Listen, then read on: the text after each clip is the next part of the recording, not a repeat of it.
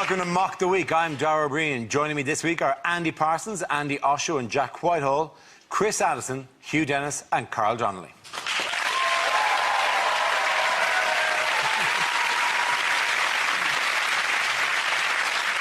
We start with a round called Headliners. Here's a picture from this week's Labour Party conference, but what does EMDB stand for?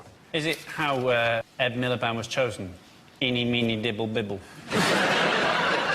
Is it Ed, marvellous double-crossing bastard? David is threatening Ed and he's reminding him of something he used to do. Remember, Ed, make damp bed. Looking at the acting on David's face, is it Elder Miliband deserves BAFTA? Is it what David should have done the minute he was born? Eradicate my dad's bollocks. Is it Ernie marginally defeats Bert? Is it something to do with the way Ed's standing? Is it Ed Miliband disguises boner? I reckon it's just a headline from the Daily Mail, isn't it? Evil Marxist dictator bastards. I'm going to move towards the correct answer for Cameron. Does the E stand for Ed? Yes. Does the M stand for Miliband? Yes, it does. You're very Does good the at D this stand game. for David and does the B stand for Billy Band? Is it a bit of scandal? Is it Ed's mother is David's brother?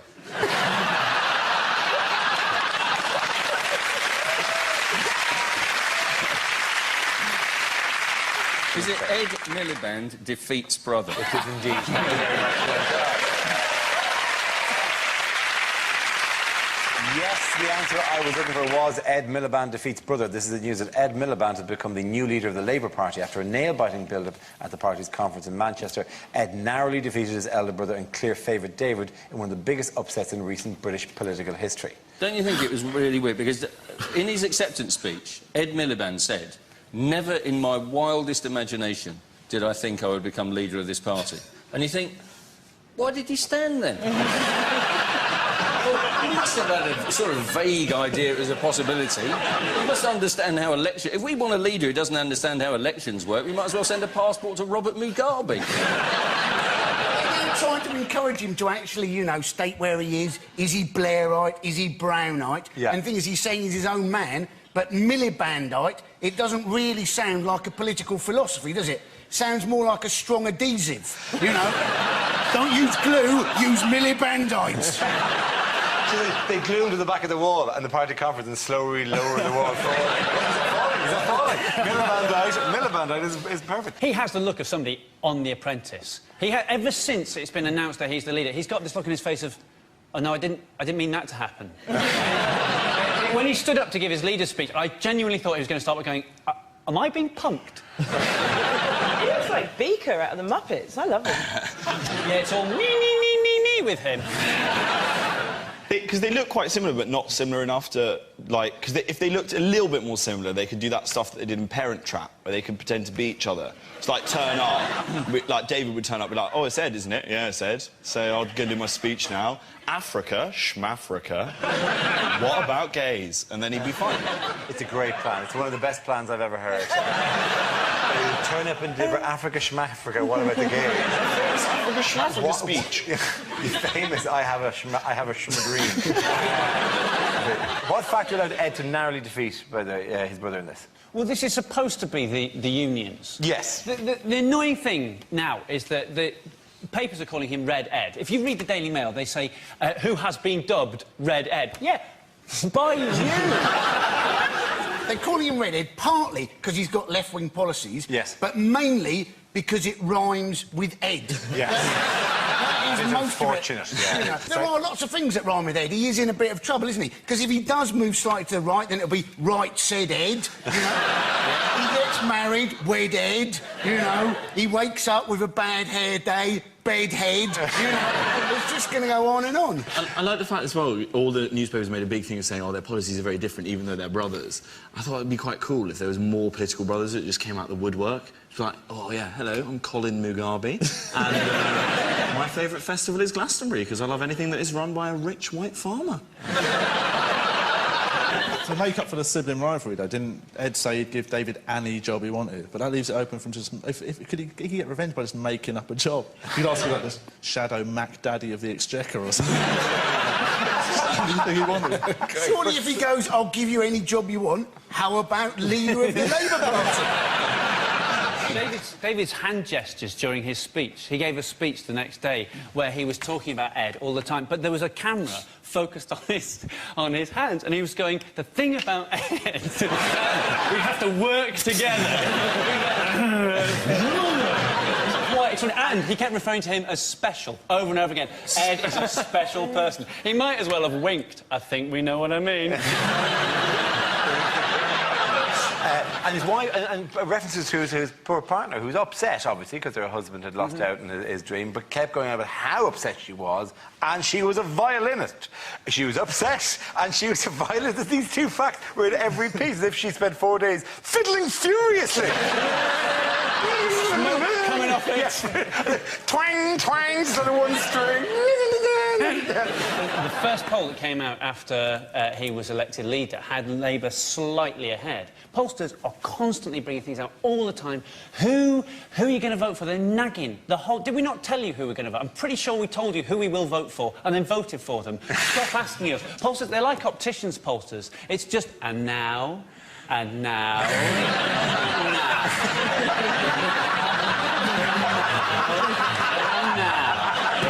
Shut up. In other news, what problems has the police been having with their e-fit pictures? Have you seen this? I have seen it. Yes, it is very good. Police in Hampshire released an e-fit. E-fit is like the new technologically advanced photo fit, have you seen this man picture. And they released one during the week, the Hampshire Constabulary, of a burglar who stole £60 from an old woman's purse. And this was a picture. If you've seen this man, you should report it. And people came out with the police saying it was the police's fault. It's clearly the witness who had no green, no, definitely green. His hair was... Right, so he looks like Jimmy White, but with a green, like a Shrek wig. Something like dressed as the Joker broke into your house. All you can say to that, though, if you're a bald man and a robber, get yourself an iceberg lettuce, hold it behind your head, and only attack very short-sighted people. People might have green hair. Yeah, I know, but you wouldn't presume it's easy enough to trap someone with green hair. Oh, yeah, you want green hair Dave. Yeah, he was... Counted for his movements last night. It looks like the outcome if Keith Harris had sex with Orville.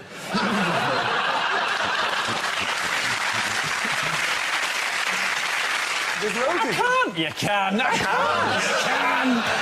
Can I sing me song now? Whatever, please yourself. And apparently they still can't find the man, but my suggestion would be that he's lying low in some allotments. At the end of that round, the points go to Chris, Hugh and Carl.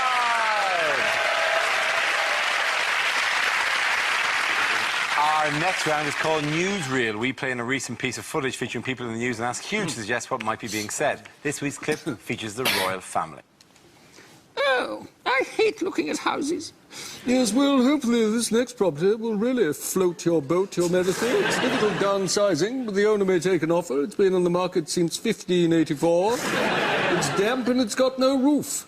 Oh, what a waste of a morning. I could be shooting an osprey. By the way, you've got a meringue on your head. Oh, look, there's a goat. Oh, that makes me feel peckish. Where are we staying? In the Premier Inn. Could you have that delivered to the Premier Inn? Room 256. Oh, a shed load of pita bread. Thank you. Where is Philip? Where is he? I need to talk to him about the ensuite.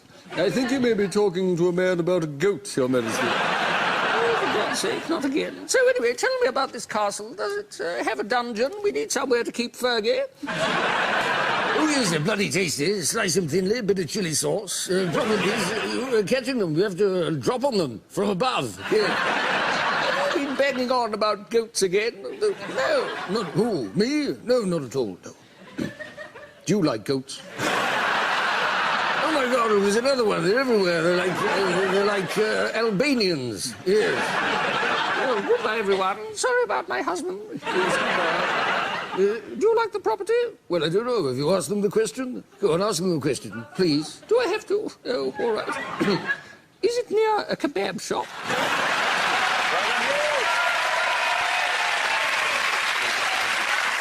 Now we play a round called Eat, Pray, Mock.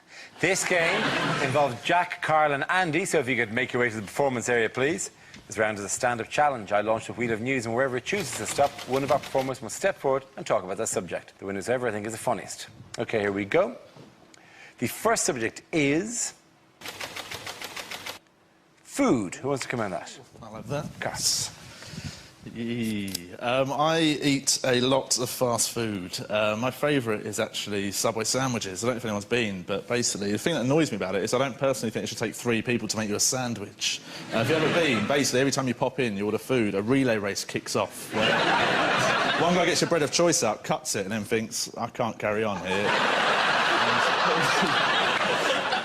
He then passes it to his friend in the middle, who puts your fillings of choice in, who again thinks that'll do me at this juncture. And the final guy, he wraps it up and charges you. Now, it's not that hard to make a sandwich. I managed quite well at home on my own. I've never been halfway through making a sandwich and suddenly thought, I need some backup.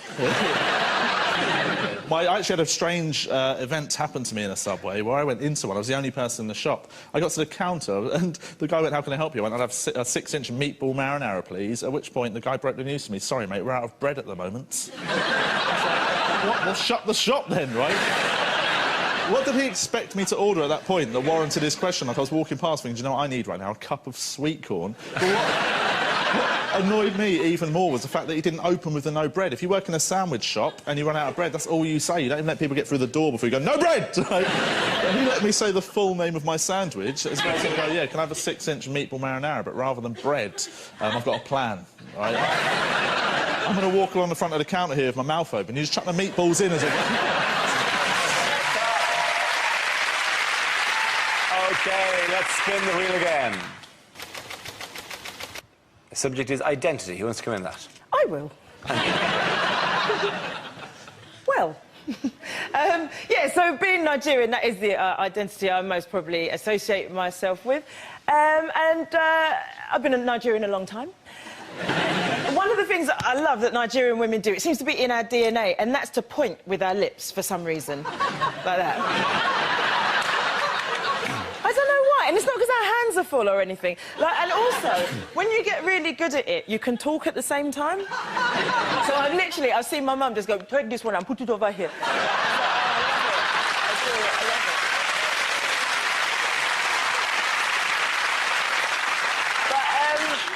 Nigerian men are amazing. I love Nigerian men. But there's one thing about them, right, Nigerian men. They cannot answer a question straight. Like, they've got to answer a question with another question. So you could ask them something as simple as, what's your name? And they'll be like, hey, come on now. What do you need to know my name for? You're like, well, it's standard procedure for a passport application. I don't make the rules. I hate my passport photo. I look like I've been caught in a lay-by with Hugh Grant.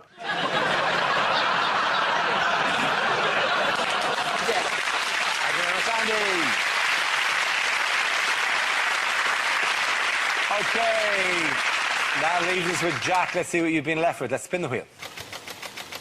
Topic is young people. They look pretty mischievous. No, I've been in trouble once or twice before because I say the wrong thing when I get intimidated. And I get intimidated quite a lot.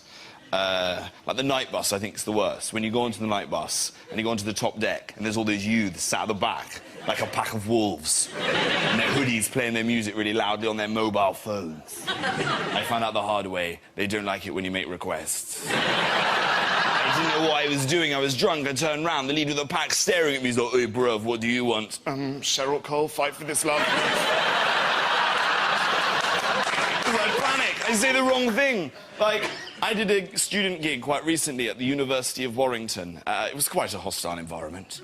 I went up on stage before I'd done any of my material. This big guy in the front row got up from his seat and was like, "Oi, mate, get on with your jokes. I came here for the comedy." I said, "No, you didn't. You came because you screwed up your A-levels."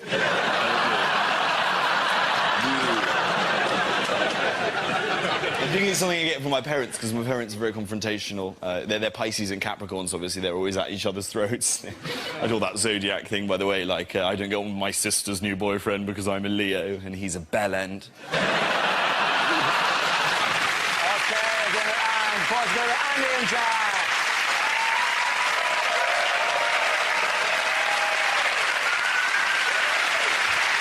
Our next round is called If This Is the Answer, What is the Question? On the board are 6 categories. Carl, which category would you like?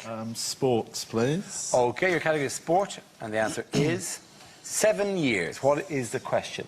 Is it how long would Chris Moyles have to not be paid for before I gave a shit?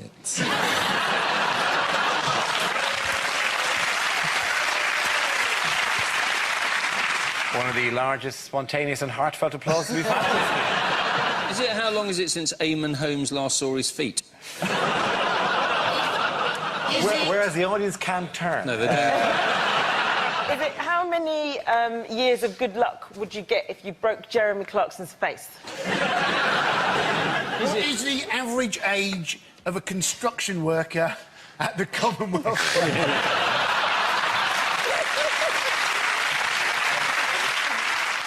Is it after how long would the Chilean miners decide that it's not gay if it happens underground? Is it how old is the Earth according to Sarah Palin? Is it how long does it take Dara to put a polo neck on?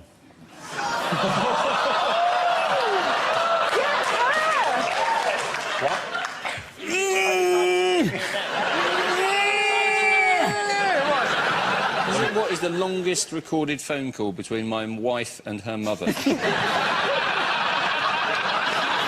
Is it how many of my school years were spent being called Screech from Saved by the Bell? How long does it take the idiot in front of you to use the self-checkout? Self-checkout, I love that. Is it...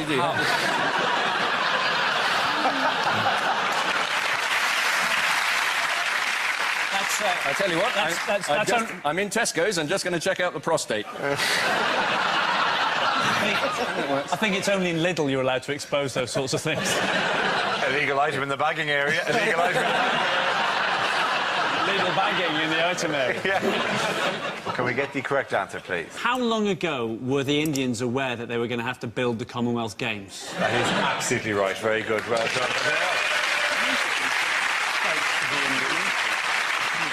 Yes, the question I was looking for was how much time has Delhi had to prepare for the crisis-hit Commonwealth Games, which reports claim are still not ready. The city won the right to host the Games in 2003, but the build-up to the event has been plagued by fears that facilities and accommodation might not be completed on time and to a safe standard. So what's been going wrong? Well, the ceiling of the weightlifting area collapsed. I mean, that's fantastic, isn't it? And there he is. He's holding up 200 kilograms and the roof! That is, yes, that's one. Anything else, go? People were making the distinction between filth and excrement. That's not a reassuring distinction to make, is it? Is that excrement? My bed is bobbing around and don't worry, mate, that's just filth. Oh, fine. Wait when it's time to swim to the venue. It was a combination of basically exposed wiring and flooding. And that's probably not a great combination, is it? A man has jumped further than any human in history by merely trying to turn on his bathroom lights. Philip Sado claimed in an interview that he's not going because of the safety precautions. But I'd read afterwards he's from Hackney. Collapsing buildings are going to be good for world records. Nothing will make you run quicker than thinking the main stand is about to come on your head. A lot of athletes are incredibly wussy about the accommodation. The Australians, a lot of Australians aren't going. So an Australian, you'd think, you know, I've wrestled crocs, I've been bitten by a shark, but oh no, it's badly grouted. I think the fear isn't bad grouting, it's dengue fever from stagnant water pools. And to be fair now, because this is the hockey training ground that they have at the moment. Well, now, that's a fair... You got to even for a hockey pitch, that's a lot of stagnant water and metal pools. I think an outbreak of mosquitoes is going to make it quite exciting viewing, though, isn't it? Watching all the runners running along like this. You know, the hop, skip and slap's going to be absolutely fantastic. It'll be very difficult for deaf people watching because all the guys out there interpreting. I think deaf people don't need that much interpretation on a race. I think they can generally spot. They have to go really fast. Yeah. There's a marathon today. I went to India. I was quite shocked, actually. My stuff, because when you go out, you find out you have to eat with one hand and wipe your bum with the other hand. And I was nervous that I'd forget which one was used for which. But I'm sensible, Dara, so I used cutlery. But after a while, it really began to hurt my bum.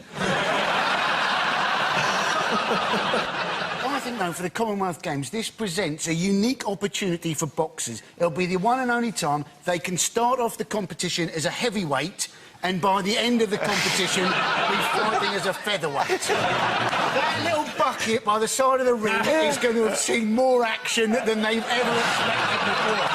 No! You know what they had removed from one of the rooms in the Athletes' Village? A snake. A snake, a cobra, was in one of the bedrooms in South Africa. And they said, I don't know what you're worried. We gave you a basket and a small horn. You could play the horn and the cobra would go back into the basket. A cobra! Like, that's a valid safety complaint, surely. But it's a double whammy as well. You get bitten by a cobra, they give you an anti-venom, and then they disqualify you for having an illegal substance in your bloodstream. What animals have been brought in? Camels. No, not camels, no. Penguins. Not penguins. Bears. No, monkeys. Is it a narwhal? It's not a narwhal. Stop naming random animals, right? Is it a muskrat? It's not a muskrat. I've already said the word monkeys while you carried on naming Is it monkeys? It's monkeys. Well done, yeah. It is monkeys. Trained monkeys have been brought in. Langur monkeys are called. And what are they there to do? Move in sofas. Yeah. No. Sell T-shirts. No, they're there to stop other monkeys getting into the... They're monkey bouncers. They're monkey bouncers. They've got a list of other monkeys. Your species isn't down, you're not coming in. Sorry. Why are they wearing... And if you don't back away, I will fling shit at you, all right? Because the plumbing's rubbish. They're there to test in case the baths are too hot. If they get in and they go... Could mean either, to be honest. I was trying to think of what is the worst event, right, to do if you've got the shits, right? And I thought weightlifting. That has got to be the worst, isn't it? You know, you push up, the whole idea that every action has an equal and opposite reaction. At the end of that round, the point is going to Jack, Andy and Andy! Now we come to scenes we'd like to see, so if everyone can make their way over to the performance area, please. I'll read out this week's topics, and then we'll see what our panellists can come up with. OK, here we go. The first subject is unlikely things to hear in a quiz show. Well, welcome to Junior Mastermind, our annual competition to find the best nerdy, specky, knobby no-mates in Britain 2010. We asked 100 people, name something you eat with a spoon. And the top answer was, piss off, I'm busy.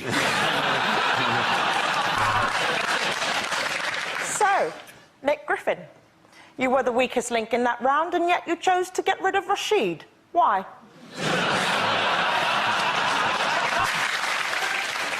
And on tonight's Family Fortunes, we're joined by the Fritzels and the Wests.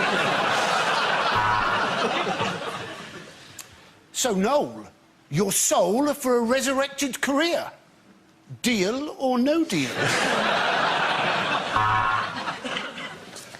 Ooh, this one has really stumped Steve from the Eggheads. The question was, what is it like to have sex with a woman?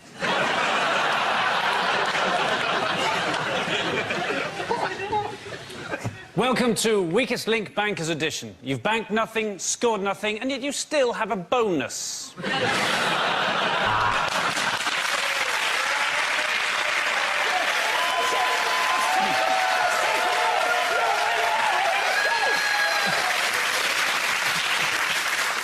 You have one lifeline left. That's calling your country's government to see whether they will accept our demands. We asked 100 people, where is the G-spot? You've given us your answer. If it's up there, love, I'll give you the money myself.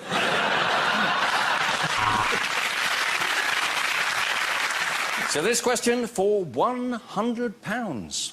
What is your PIN number?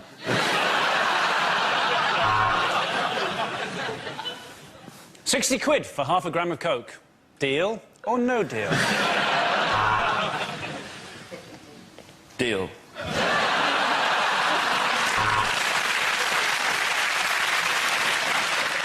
I'm Dale Winton, and you've got to be in it to win it. And by that, of course, I mean my bottom. The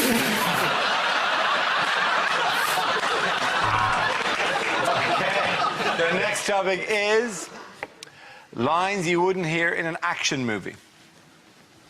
Right, I know what you're thinking. Did he fire 6 shots or just 5? To be honest, in all the kerfuffle, I've kind of lost count myself. But seeing as how this is the .44 Magnum, which is the most powerful shotgun in the world, could blow your head clean off, you've got to ask yourself, what am I like?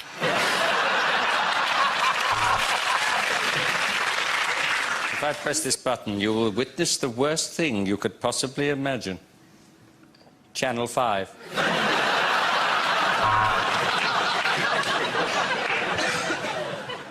I know you're mad, Max, but getting drunk and blaming everything on the Jews isn't going to help.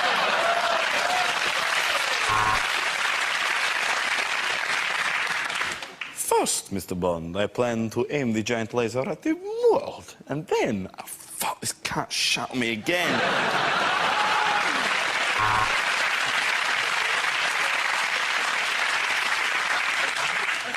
OK, men, this is the plan. We tunnel under the wire, we make a dash for Blighty, and hopefully we'll never, ever have to compete in the Commonwealth Games again. I want your clothes, your boots, and your unicycle. There is a bomb on this bus, but we think we know who's got it.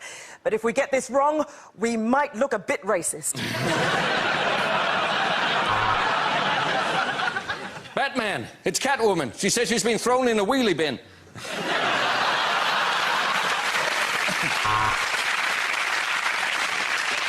They beat him, they kicked him, they shot him, they left him for dead. Now, he's dead. Now, listen to me, Bourne. If you're not back in 10 minutes, your dinner goes in the bin. And yes, that is an ultimatum.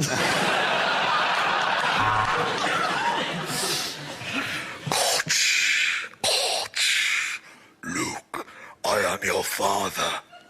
Really? You're black.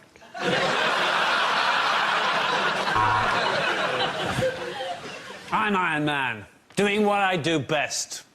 Ironing.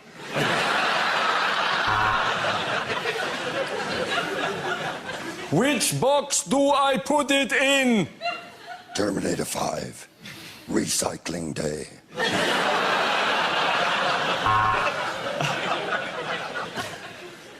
I am Maximus Decimus Meridius, commander of the Legions of the North, father to a murdered son, husband to a murdered wife, and I will have my vengeance in this life or the next. Gladiator! Ready!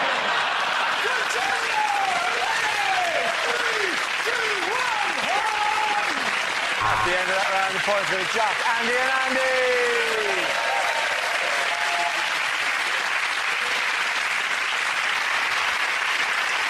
And that's the end of the show. This week's winners are Andy Parsons, Andy Osho and Jack Whitehall.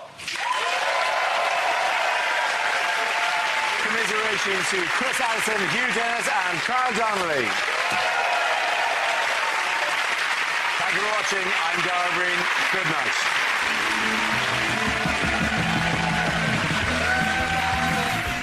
Dappy from N-Dubs or Terry Nutkins? Who would you choose to be the leader of the pack? Whacked out comedy The King is Dead on BBC 3 now. And tomorrow night here on BBC 2, Stephen Fry gives his ever so eloquent all on the Rob Brydon Show. That's at 10.